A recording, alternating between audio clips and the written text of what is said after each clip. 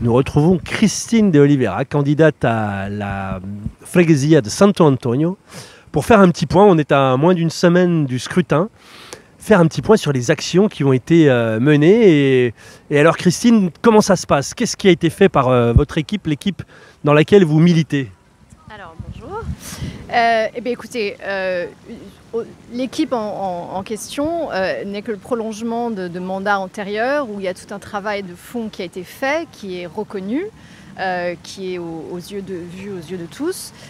Et donc notre action, je dirais, se résume, si on peut dire, dans le prolongement en fait, de celle qui a été notre action tout au long du mandat, qui est de rencontrer les gens au quotidien, dans leur commerce, dans la rue, au pied des immeubles, des lieux de loisirs, et puis d'échanger avec eux tout simplement, d'échanger sur les mesures qui ont été prises, celles qu'on a besoin d'améliorer, et puis leur faire connaître bien évidemment les idées du nouveau programme qui sont en grande partie le prolongement et je dirais l'upgrade, si je peux me permettre, des mesures mises en place. Il y a quelques nouvelles mesures, mais grosso modo, c'est quand même le prolongement, l'amélioration. Alors, avec fond de pandémie qui est quand même venu changer un petit peu la donne sur certains points, on va faire mieux.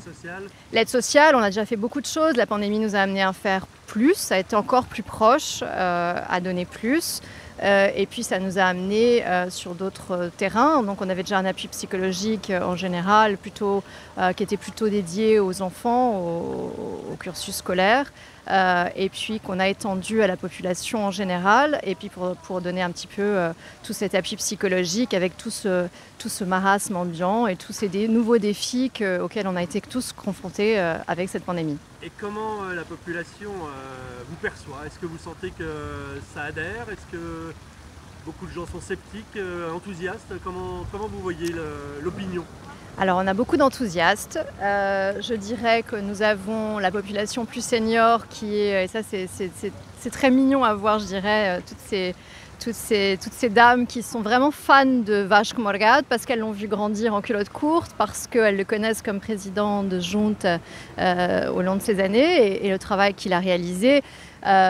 Et qui ont vraiment, il y a vraiment un côté émotif et affectif et ça c'est très, pour l'équipe qui l'entoure, c'est très beau à voir. En fait c'est pas commun chez un candidat et là on est vraiment dans le personnel, on est vraiment dans l'humain.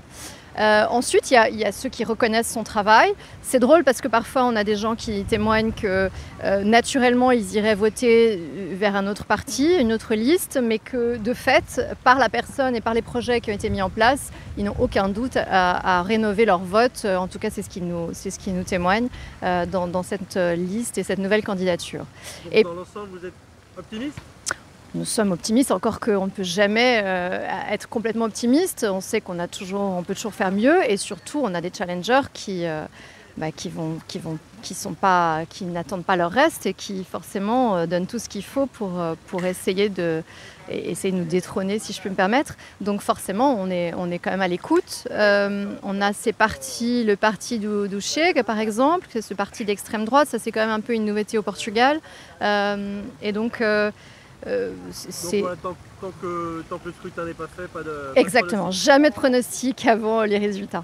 Merci beaucoup Christine. Merci à vous. La French Radio, Portugal.